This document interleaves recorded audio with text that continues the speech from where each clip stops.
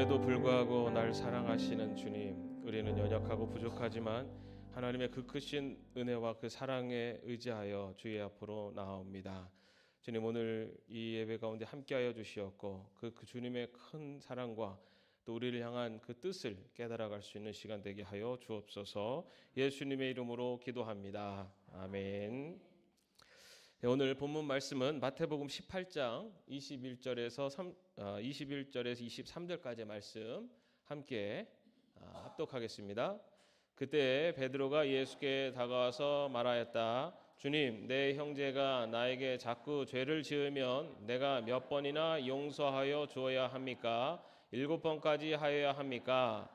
예수께서 대답하셨다. 7번만이 아니라 70번을 7번이라도 하여야 한다. 그러므로 하늘나라는 마치 자기 종들과 샘을 가리려고 하는 어떤 왕과 같다. 아멘. 오늘 예수님의 비유 시리즈 중에 용서하지 않는 종의 비유의 말씀을 함께 나누도록 하겠습니다. 여러분, 지난주 일 설교 제목이 뭔지 기억하십니까? 자, 지난 주일날도 제가 9월 한 달 동안 창조절기여서 제가 설교 제목도 비슷하게 다 맞췄죠. 하나님의 형상, 하나님의 두 번째. 여러분 말 안 해주면 저도 얘기 안 해줄래요? 네. 지난주에는 하나님의 새 창조였습니다. 우리 창조절기에 이제 마지막을 차지한 말씀 드리면서 하나님의 새 창조에 대해서 말씀을 드렸어요.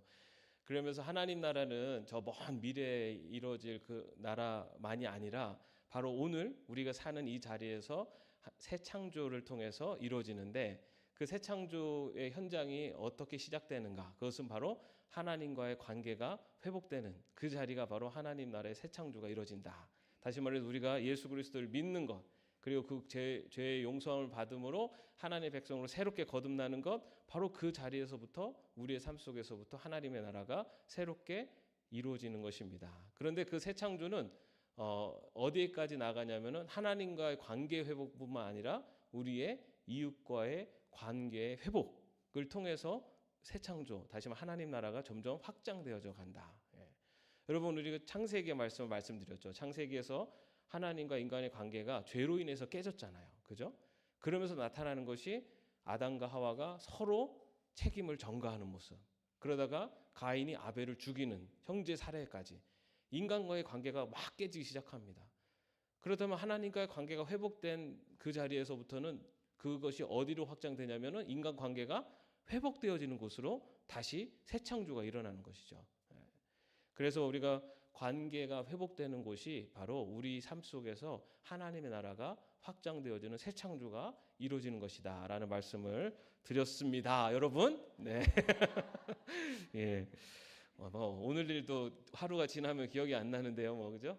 어쩔 수 없습니다. 그렇지만 지금 또 다시 한번 말씀을 드리고요. 그리고 제가 요즘 그 AI를 이제 배우고 그쪽에 또 관심을 갖고 있는데, 제가 굉장히 놀라운 걸 하나 발견했어요. 뭐냐면 제가 설교문을 딱 쓰고 그 설교문을 그 AI에다가 딱 입력을 시키면은 그 AI가 둘이 그 토킹을 해요.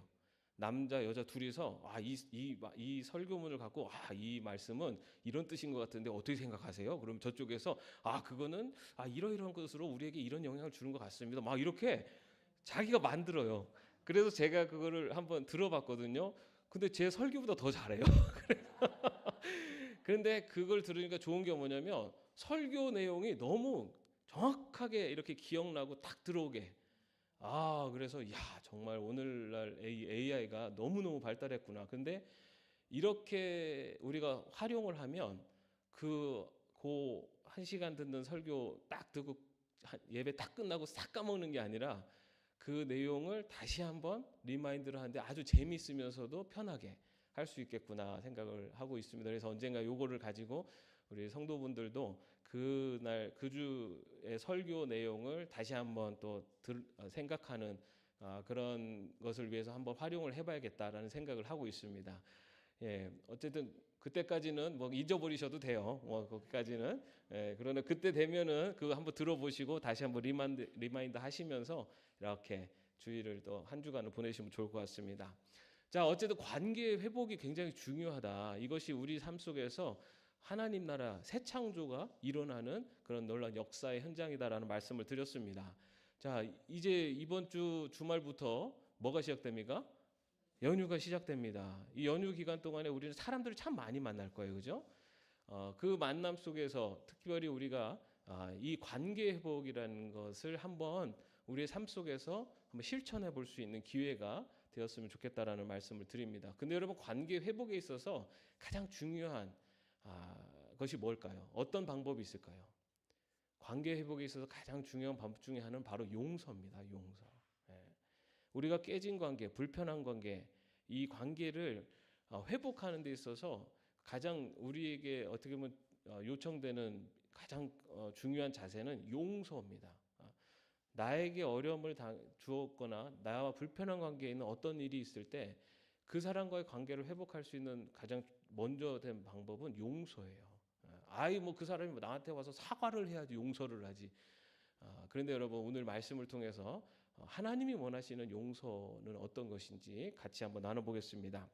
오늘 이 용서하지 않는 종의 비유는 어떤 질문에서 시작됐냐면은 그 베드로의 질문에서 시작됩니다. 베드로가 오늘 말씀에 보면은 주님, 내 형제가 나에게 자꾸 죄를 지으면 내가 몇 번이나 용서해 줘야 합니까? 여러분 몇 번이나 용서하실 수 있으세요? 3번. 어유, 네. 베드로는 7번까지 하리까라고 했어요, 그죠? 그런데 여러분 이거는 당시에 랍비들도 상대를 3번까지는 용서해 줘라라고 가르쳤어요. 그래서 당시 유대 사회에서도 누가 잘못했을 때 3번까지는 용서해 주어라라고 그렇게 알고 있었어요. 근데 베드로가 여기에 자기는 조금 더 이렇게 나는 조금 더 관대한 사람이다라는 것, 그리고 7이라는 숫자가 완전수잖아요. 그래서 베드로가 7번까지 하리까라고 하는 질문은 이 정도면 뭐 충분하지 않습니까? 라는 뜻이에요. 그죠? 7번까지 한다는 것은 충분한 겁니다. 그런데 예수님께서는 뭐라고 얘기하셨죠? 70번씩 7번이라도 하라. 7, 7, 49, 490번 하라가 아니라, 그죠? 그는 용서는 완전한 끝까지 용서하라라는 그런 말씀입니다. 그러면서 바로 이어서 빚을 진 종의 비유를 이게 말씀을 해주시는 거예요. 근데 여기서 이제 빚을 탕감하다라고 하는 그 말은요, 당시에는 이것이 용서해 준다라는 의미를 갖고 있습니다. 빚을 탕감하다. 그 히브리 사람들, 그러니까 유대인들의 용어, 그 단어들은요, 추상적인 용어들이 별로 없어요. 예를 들어서 뭐 이렇게 회개라고 하는 단어가 있다기보다는 회개라는 단어의 뜻을 돌아서다라고 하는 것을 회개라는 뜻으로 씁니다. 그리고 죄라고 하는 것을 죄라고 하잖아요. 근데 죄라고 하는 단어를 쓰기보다는 빚을 지다, 이런 것을 죄라고 해요. 그래서 그럼 용서가 뭐냐? 용서 이렇게 단어로 있다기보다는 빚을 탕감받다, 이것이 용서예요. 이것이 이제 추상적인 언어들, 그런 것들이 형이상학적인 언어들은 헬라 시대에 와가지고 그런 것들이 많이 발전했지, 이 히브리 시대 유대 당시에는 유대인들 사이에서는 사실은 굉장히 구체적인 행동을 가지고 그 추상적인 언어를 표현했어요. 그래서 빚을 진다라는 것은 죄를 짓다라고 하는 그런 뜻으로, 또 빚을 탕감받는 것은 용서를 받다라는 뜻으로 그렇게 서로 통용이 됐습니다. 자, 그렇다면은 먼저 첫 번째 예수님이 비유를 말씀하시는데 그 1만 달란트 빚진 자가 등장을 합니다. 여러분, 달란트가 당시에는 화폐 단위 중에 가장 큰 단위가 달란트였어요. 지금은 뭐죠? 지금은 뭐 그냥 그 단위가 뭐 끝도 없죠. 뭐 조, 경 뭐 이렇게 가죠. 우리는 그게 얼마인지도 상상이 안 가요. 그죠? 그 당시에는 이 달란트라는 것이 가장 높은 화폐 단위였습니다. 그래서 1달란트가 어느 정도냐면 6천 데나리온. 데나리온은 하루, 그러니까 노동자가 하루 벌 수 있는 품삯을 1데나리온이라고 해요. 그럼 1달란트는 6천 데나리온이에요. 그러면은 1 달란트는 며칠 동안 일을 해야 되는 돈입니까? 좀 어려우시죠? 예. 6천일. 6천일 동안을 일을 하는 액수가 1달란트예요. 자, 그럼 1만 달란트면 얼마겠어요? 6천만 데나리온. 6천만 데나리온이라는 것은 그 6천만 일 동안 일을 해야 되는 게 1만 달란트예요. 요거를 그 연수로 하면요 16만 4천 년을 벌어야지 된 돈이에요. 16만 4천 년. 4천 년도 어마어마한데 16만 4천 년을 하루도 쉬지 않고 돈 벌어야지 되는 액수가 1만 달란트입니다. 예.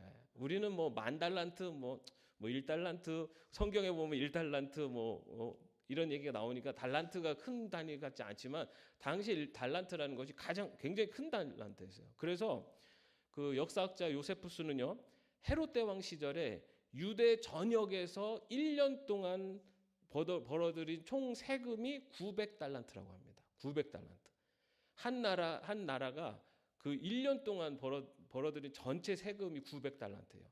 900달란트에 일반 달란트면은 개인이 일반 달란트라는 거는 이거는 갚을 수가 있겠습니까? 없겠습니까? 예.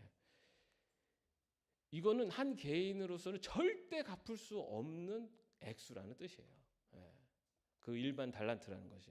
그냥 뭐 열심히 허리띠 조여매고 열심히 하면 되겠지. 그렇게 해도 갚을 수가 없는 거죠. 한 나라가 900달란트예요. 1년 예산이. 그런데 한 개인이 1만 달란트를 빚졌다라는 것은 그것은 절대 갚을 수 없는 그런 빚을 졌다라는 것이죠. 그런데 그 빚을 진 자에게 그 왕이 그 빚진 자를 잡아서 이제 모든 것을 다 팔아서 갚을 때까지 감옥에 가둬라라고 했어요. 여러분 이 이야기를 듣고 있는 청중들은 어떤 기분이 들까요? 나와는 상관없는 일. 그런 말도 들 수 있겠지만 당시에는 이런 일들이 실제로 많이 일어났습니다. 당시에는 로마 제국의 식민지였잖아요. 그러다 보니까 이 세금이 황제나 그 식민지의 정책에 따라서 굉장히 다르게 적용이 되긴 했습니다. 그렇지만은 일반적으로 세금이 굉장히 과했어요. 그리고 다들 어떻게 보면 소작농들이었잖아요. 자기 땅을 갖고 한다기보다 제국의 식민지에 있었기 때문에 다들 그 노동자로, 그러니까 농민으로서 일을 하다 보니까 세금도 내야 되죠. 또 농작물도 내야 되고 하다 보니까는 정말로 빚지는 사람들이 많았어요. 그렇게 되면은 어떻게 되냐면은 그 빚을 지고 빚을 갚지 못하는 사람들은 합법적으로 그들의 재산을 다 몰수하고 그 사람 가족들을 다 노예로 팔아버릴 수가 있었습니다. 이런 일들이 있을 수 없는 일이 아니라 당시 실제로 그런 일들이 빈번하게 발생을 했어요. 그렇기 때문에 이 이야기를 듣고 있는 청중들의 입장에서는 이게 남 얘기 같지 않은 거죠. 근데 거기다가 1만 달란트라는 것은 이거는 뭐 갚을 수 없기 때문에 저 집은 이제 난리 났다 이제. 저 집은 이제 풍지박살 나겠구나라고 하면서 참 안타까워하는 이제 그런 상황이라고 할 수가 있습니다. 그래서 이 왕이 그와 그의 가족들과 그의 전 재산을 팔아서 갚으라라고 명령을 내리게 됩니다. 그러더니 이 종이 할 수 있는 일이 뭡니까? 다른 일 없어요. 갚을 수도 없어요. 그래서 왕에게 참아 주십시오. 다 갚겠습니다라고 하면서 왕에게 어떻게 보면 긍휼을 구하는, 용서를 구하는 그거밖에 없는 겁니다. 사실은 갚을 수 있습니까? 없습니까? 없어요. 그런데 뭐 지금 할 수 있는 일이 없어요. 왕의 용서를 구하는 것밖에는. 자, 그러자 왕이 어떻게 합니까? 27절 말씀에 보면 주인은 그 종을 가엾게 여겨서 그를 놓아주고 빚을 없애주었다. 여러분 이거 쉬운 일인가요? 어려운 일일까요? 쉬운 일은 아니죠. 1만 달란트 아까 말씀드린 한 국가의 재정이에요. 근데 왕이 그를 긍휼히 여겨서 그것을 다 없애주었다라고 나옵니다. 자, 여기까지 1막. 자, 이제 2막이 시작됩니다. 이제 용서함을 받은 만 달란트 용서함을 받은 이 사람이 집으로 돌아가는 길에 자기 동료를 만났어요. 근데 동료는 100데나리온을 빚진 동료예요. 100데나리온이 그러면은 몇 일치 월급입니까? 1데나리온이 하루 품삯. 그럼 100데나리온은 예. 똑똑하십니다. 예. 100일이죠, 100일. 여러분 1만 달란트와 100데나리온의 이 차이가 어느 정도 될까요? 여기는 100일, 1만 달란트는 얼마나 14만 일, 14만 얼마나 그랬죠? 하여튼 너무 차이 나죠. 이게 환산해 보면요, 60만 분의 1의 차이입니다. 60만 분의 1.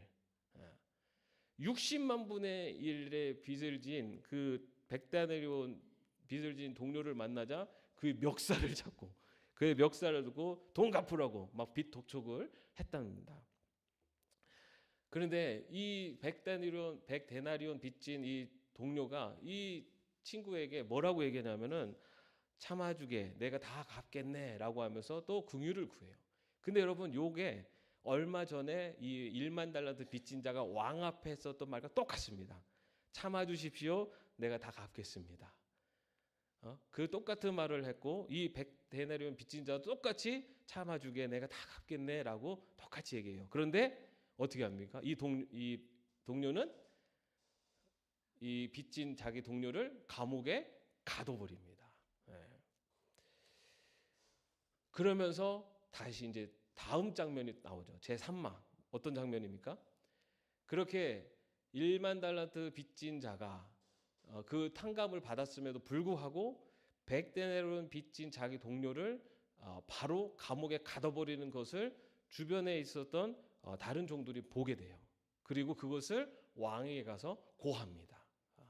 그랬을 때 왕이 그 1만 달란트 빚진 자를 다시 잡아와서 네가 빚진 것을 내가 너에게 긍휼을 베풀었는데 너는 어찌하여서 너의 동료에게 긍휼을 베풀지 못했느냐라고 하면서 이 자가 1만 달란트 다 갚을 때까지 다시 감옥에 가둬라라고 이렇게 명령하는 것으로 이 비유가 끝납니다. 여러분, 이 비유는 용서에 관한 주제를 다루고 있어요, 그죠? 자, 그러면 여기에서 뭐 우리가 알 수 있는 것은 예수님께서 이 비유를 통해서 그 말씀하시는 여기서 나오는 왕은 어쩌면은 하나님을 비유하는 거죠. 하나님. 그리고 거기서 1만 달란트 빚진 자, 갚을 수 없는 빚을 진 자, 바로 갚을 수 없는 죄에 속해 있는 사람, 바로 인간을 말하는 거죠. 그렇게 스스로 벗어날 수 없는 죄 가운데 있는 인간. 그리고 100데나리온은 그와 함께 살고 있는 또 다른 인간을 말하는 거죠. 그런데 여기서 우리가 중요한 것은 왕과 1만 달란트 빚진 자는 왕이라고 하는 신분이 다른 자리에 있는 사람과의 빚 관계고, 1만 달란트 빚진 자와 100데나리온 빚진 자는 같은 인간의 자리에 있는 위치라는 거죠. 자, 그런데 그러면은 왕이 그 1만 달란트 빚진 자를 처음에 용서해 주셨잖아요, 그죠? 용서해 주셨는데 그 100데나리온 빚진 자 용서 안 했다고 다시 가다드리는 거는 그 왕이 좀 쪼잔한 거 아니냐? 용서했으면 그냥 용서하지. 왜 그걸 또 다시 잡아다 가두느냐라고 또 생각이 들 수가 있어요. 자, 그러면은 이것을 우리가 구원과 연결을 시킨다면 하나님께서 한 인간을 용서하셨어요. 그런데 그 인간이 다른 인간을 용서하지 않았기 때문에 다시 잡아들였다는 것은 그럼 그 구원이 취소된 건 아니냐라고도 그렇게 볼 수가 있습니다. 그렇죠? 자, 그런데 여기서 얘기하고자 하는 것은 구원을 받았지만 너가 다른 사람을 용서하지 않으면 너의 구원은 취소될 수도 있어. 이것을 말하는 것이 아니라는 거예요. 여기서 얘기하는 것은 구원이라는 것은 용서받는 것은 하나님은 그를 용서하셨지만 그 용서를 진심으로 받아들이고 용서받은 자로서 살아가지 못하는 바로 이 1만 달란트 빚진 자. 이 자는 하나님은 용서하셨지만 그는 진정한 용서받은 자로 살아가지 못하고 있다라는 거죠. 다시 말해 하나님이 용서하셨지만은 그는 구원을 받은 자로서 구원을 받은 자가 되지 못했다는 거예요. 여러분, 구원은 완성형이 아닙니다. 여러분, 우리의 구원이 내가 정말 구원받았다라는 것을 분명하게 선포할 수 있는 때가 언제일까요? 내가 그냥 여기서 나는 구원받았어 하면은 구원받은 건가요? 여러분, 내가 정말 구원받았다는 것을 내가 분명하게 확증할 수 있는 것은 내가 어디에 들어갈 때입니까? 하나님 나라에 들어갈 때예요. 하나님 나라에 들어가는 것이 바로 구원이에요. 그렇죠? 그렇기 때문에 우리는 지금 내가 구원받았다는 것을 믿고 나가는 거지만 정말로 구원받았는지의 여부는 하나님 나라에 들어갈 때, 바로 그때 확증이 되는 거죠. 그렇기 때문에 우리는 지금 구원의 과정 속에 있는 거예요. 우리는 구원받았다는 믿음을 가지고 살아가는 거지 내가 구원받았다는 것의 완성이 된 게 아니라는 거예요. 완성은 하나님 나라 들어갈 때입니다. 자, 그러면은 우리가 구원받았는지에 대해서 내가 그냥 나는 구원받았어 라고 믿으면은 구원받은 건가요? 여러분 어떻게 생각하세요? 지금까지는 사실은 우리 한국 교회에서는 그렇게 우리가 배웠어요. 그리고 그것이 틀린 건 아니에요. 우리의 믿음이 중요하기 때문에. 그런데 내가 구원받았어라고 얘기하면서 구원받지 않은 자처럼 똑같이 살아간다면 그의 구원이 정말로 진실된 구원이냐? 라는 것은 우리가 알 수 없어요. 여러분, 이단에 빠진 우리 주변에 있는 사람들도 있습니다. 그죠? 근데 그 사람들, 많은 사람들은 다 신앙생활 잘하던 사람들도 많아요. 신앙생활 잘하던, 그래서 하나님에 대한 믿음도 고백하고 난 구원받았다고 믿습니다 하고 살았던 사람들이 어느새 이단에 빠져서 하나님을 부인하고 완전히 딴 길로 가는 사람들이 있어요. 그럼 그 사람들은 뭐예요? 그 사람들이 그럼 신앙생활 할 때 믿습니다 했던 그 믿음은 가짜인가요? 진짜인가요? 여러분, 우리는 믿음을 갖고 살지만 믿음의 완성은 우리가 그것을 완주할 때 믿음의 완성이에요. 중간에 떨어져 나갈 수도 있어요, 여러분. 나는 이제 믿음이 있으니까 나는 절대 그럴 리 없어. 자신하지 마십시오. 여러분, 그 이단에 빠진 사람들이 성경을 모르고 교회 신앙생활을 안 해서 그리 빠진 거 아니에요. 그 사람들은 오히려 그런 그 성경 말씀에 대한 갈급함이 더 심하고 더 열심인 사람들이 그런 이단의 교리에 탁 꼬여가지고서 떨어지는 경우들 많습니다. 우리는 구원의 과정 중에 있어요. 그런데 내가 정말 구원받은 하나님의 백성으로 지금 구원 가운데 있는지 아닌지는 내가 믿습니다 한다고 증명되는 게 아니라 나의 삶을 통해서 증명되는 거예요. 그런데 그것을 증명하는 용서받은 자, 나는 죄로부터 용서받은 자라는 것을 증명하는 가장 내 삶 속에서 나타나는 모습이 뭐냐? 바로 용서라는 겁니다. 내가 정말 용서받지 못할 큰 죄인임에도 불구하고 하나님이 나를 용서해 주셨다는 것에 대한 분명한 믿음을 갖고 내가 용서받은 하나님의 백성으로 구원받은 자로 살아간다는 것을 나타낼 수 있는 가장 내 삶 속에서 증거가 바로 다른 사람을 용서하는 것으로 나타난다는 거예요. 여러분, 그렇기 때문에 하나님의 용서의 은혜가 크면 클수록 우리는 더 나와 어렵고 힘든 누군가를 용서할 수 있는 거예요. 내 은혜가 아직 작으면 거기까지 가지를 못하는 거예요. 그렇다고 해서 용서받지 않았다는 건 아니에요. 그런데 여러분, 오늘 우리에게 이야기하는 것은 하나님이 우리를 용서하신 것은 1만 달란트를 빚진 자를 용서하신 것과 같다는 겁니다. 갚을 수 없는 것을 다 탕감해 주신 것과 같은 거예요. 우리가 그 은혜 받은 은혜를 그런 큰 은혜를 받았다는 것을 깊이 깨달으면 깨달을수록 우리도 또한 더 큰 용서로 나아갈 수 있다는 거죠. 반대로 내가 1만 달란트 빚진 자였다는 것을 잊고 망각하고 살면 우리도 이 사람처럼 내 100데나리온 빚진 자의 멱살을 잡고 감옥에 쳐넣을 수도 있는 어리석은 자가 될 수도 있다는 겁니다. 여러분, 우리가 주기도문에 있죠. 뭐가 있습니까? 우리가 우리에게 죄 지은 자를 사하여 준 것 같이 우리 죄를 사하여 주옵시고. 여러분, 이것을 이 주기도문이 내가 남을 용서하면 내가 용서했으니까 하나님 나도 용서해 주십시오. 요렇게 생각하시면 안 돼요. 요거는 조건부 그런 기도 제목이 아니에요. 뭐냐면 내가 긍휼하심을 용서받은 자라는 것이 나에게 죄를 지은 자를 용서함으로 나타나게 하사 나의 죄가 완전히 용서받았다는 것을 증거하게 하옵소서라는 뜻이에요. 내가 남을 용서하니까 하나님 나도 용서해 주세요, 이런 의미가 아니라 내가 용서받은 자라는 것이 남을 용서하는 것으로 드러나는 것을 통해서 내가 진짜 용서받은 자라는 것을 나타나게 하옵소서라는 뜻이에요. 그렇기 때문에 내가 1만 달란트 빚진 자, 다시 말해 갚을 수 없는 죄를 용서받은 자라는 것을 크게 깨닫고 내가 그것에 대해서 은혜가 클수록 우리는 우리의 삶 속에서 더 많은 용서를 이루며 살 수 있어요.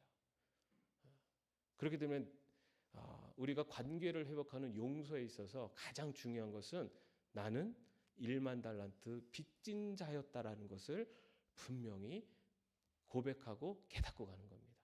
그 깨달음이 클수록 우리는 용서할 수 있습니다.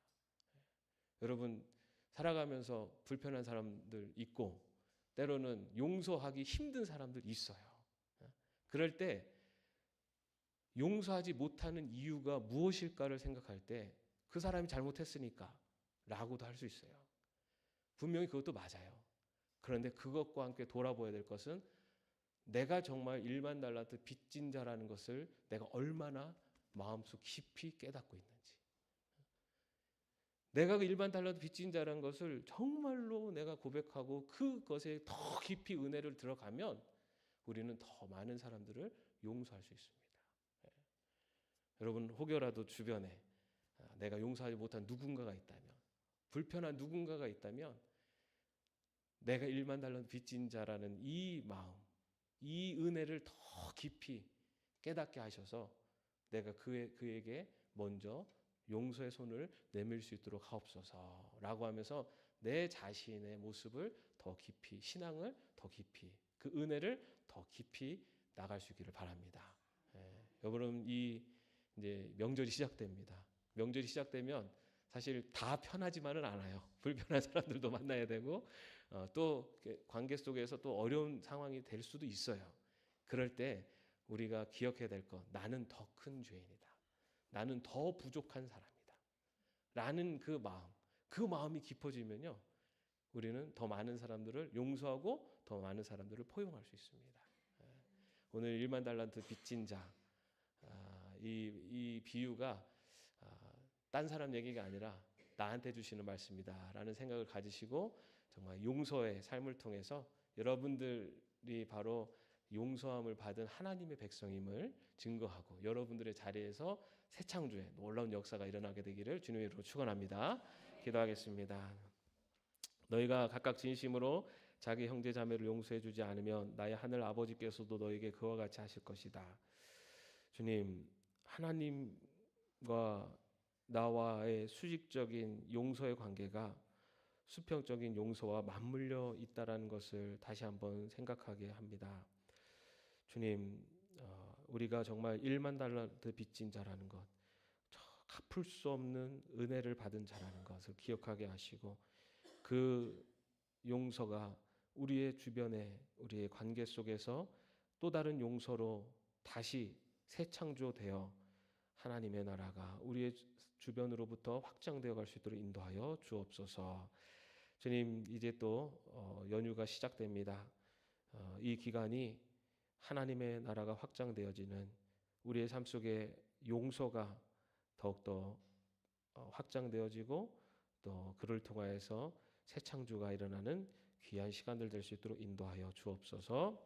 주 예수 그리스도의 은혜와 하나님의 사랑하심과 성령님의 교통하심과 동행하심이 1만 달란트 빚진 자의 마음으로 더 큰 은혜와 주님의 그 사랑 가운데로 나아가는, 그리하여 우리의 삶 속에 그 그 용서하며 하나님의 나라를 더욱더 확장하기를 원하는 주의 종들 머리 위에 이제부터 영까지 함께 없으시기를 간절히 축원하옵나이다. 아멘.